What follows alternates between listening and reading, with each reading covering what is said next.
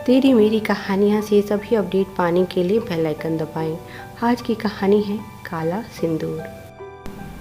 चाची और दादी के जाते ही साहिल दरवाज़ा बंद कर लेता है और नम्रता के पास आकर बैठ जाता है और अपनी जेब से एक बहुत ही खूबसूरत हीरे की अंगूठी निकालकर नम्रता के हाथ में पहनाकर उसके खूबसूरत हाथ को चूम लेता है। नम्रता शर्म के मारे लाल हो जाती है। साहिल धीरे से उसका घूंघट उठाता है और उसके चांद से दमकते चेहरे को देखकर कहता है, इतनी खूबसूरत चेहरे पर यह उदासी किस लिए? नम्रता कहती है, आज हमारे जीवन की नई शुरुआत होने जा रही है, इसीलिए मैं चाहती हूँ कि हमारे बीच किसी तरह का कोई पर्दा या गलतफहमी नहीं होनी चाहिए। पति पत्नी के रिश्ते में जितनी पारदर्शिता हो, यह रिश्ता उतना ही मजबूत होता है। नम्रता की बात का समर्थन करते हुए साहिल ने कहा, तुम ठीक कह रही हो, मेरे बारे में तो सब कुछ मैं तुम्हें पहले ही बता चुका हूँ। मेरी ज़िंदगी तो खुली किताब है और मैं वादा करता हूँ कभी भी तुमसे छोटी या बड़ी कोई बात नहीं छुपाऊंगा। हाँ, अगर तुम मुझे अपनी कोई बात बताना चाहती हो तो बता सकती हो। वैसे तुम्हारे कल से मुझे कोई लेना देना नहीं है, फिर भी अगर तुम्हारे मन में कोई बात है तो खुलकर कहो। साहिल की बात सुनकर नम्रता बहुत खुश हो जाती है और कहती है, अगर मैं आपसे कुछ पूछूंगी तो आप नाराज़ तो नहीं होंगे? साहिल ने कहा, नहीं, तुम जो चाहे पूछ सकती हो। नम्रता ने पूछा, तो फिर बताइए, उस दिन मंडप में पुलिस क्यों आई थी? यह सुनकर साहिल हंसने लगा और बोला, बस इतनी छोटी सी बात ने तुम्हें परेशान कर रखा है। तुम तो जानती ही हो, मैंने और भैया भाभी ने हमारे इस हॉस्पिटल को खड़ा करने के लिए कितनी मेहनत की है। कुछ लोगों को इसी बात से तकलीफ़ है। हमारे हॉस्पिटल की कम खर्च में अच्छी सुविधाएं और हमारी निस्वार्थ भावना के कारण हमारा यह हॉस्पिटल हमारी सोच से भी कहीं ज़्यादा तरक्की कर रहा है। बस इसीलिए कुछ लोगों की आंखों में यह चुभने लगा है। उस दिन भी हमारे ऐसे ही किसी चाहने वाले ने हमारे खिलाफ झूठी रिपोर्ट दर्ज करवाकर हमारी शादी में रंग में भंग डालने की कोशिश की थी, पर जैसे ही सारी गलतफहमियां दूर हुई, सब कुछ ठीक हो गया। नम्रता बोली, क्या रिपोर्ट लिखवाई थी उन लोगों ने? साहिल हंसने लगा, शायद तुमने दादी की बात ठीक से सुनी नहीं। अगर तुम सारी रात इसी तरह से सवाल जवाब में निकाल दोगी तो उनकी ख्वाहिश कैसे पूरी होगी? साहिल की आंखों में शरारत साफ झलक रही थी। नम्रता शर्मा जाती है और बात यहीं ख़त्म हो जाती है। उसके बाद नम्रता और साहिल पूरे 15 दिन के लिए स्विट्ज़रलैंड घूमने जाते हैं। यह समय पंख लगाकर उड़ जाता है। नम्रता 7वें आसमान पर है। साहिल उसे दिलो जान से चाहता है और स्विट्ज़रलैंड की खूबसूरत वादियों में दोनों के प्यार की खूबसूरत कहानी की शुरुआत होती है। हनीमून से आने के बाद नम्रता अपने कॉलेज के कार्य में और साहिल हॉस्पिटल के काम में व्यस्त हो जाता है। घर में सभी काम करने के लिए नौकर हैं। नम्रता की सास ससुर भी उसे बहुत प्यार करते हैं। बेटी को खुश देखकर नम्रता के माता पिता भी बहुत खुश हैं और जल्दी सबकी खुशियों में 4 चांद लग जाते हैं जब सबको पता चलता है कि नम्रता उम्मीद से है। अब तो सब नम्रता का खास ख्याल रखने लगे। सास ससुर, जेठ जेठानी और पति साहिल तो उसे पलकों पर बैठाने को आतुर रहता है।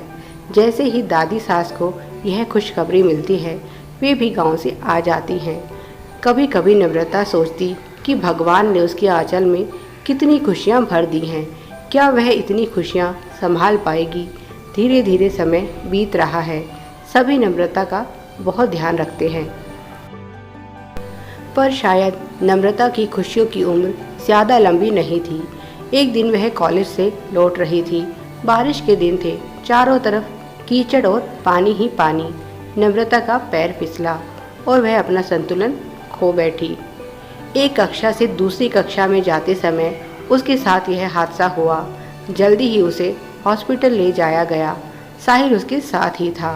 सारा परिवार इस मुश्किल घड़ी में उसके पास था, पर अफसोस उसके बच्चे को नहीं बचाया जा सका। सभी बहुत दुखी हुए और नम्रता का तो रो रो कर बुरा हाल था। आज साहिल भी फूट फूट कर रोया, पर अनहोनी तो घट चुकी थी। सभी उदास और दुखी थे। नम्रता हॉस्पिटल में एडमिट है और उसकी देखभाल की जिम्मेदारी निहारिका की है। रात को साहिल उसके पास रुकता है उसकी देखभाल करने के लिए। आज नम्रता की तबीयत कुछ ठीक है तो उसने सोचा क्यों ना हॉस्पिटल देखा जाए। इस समय साहिल हॉस्पिटल नहीं आया है और निहारिका घर जा चुकी है। विपुल भैया भी आज हॉस्पिटल में नहीं हैं।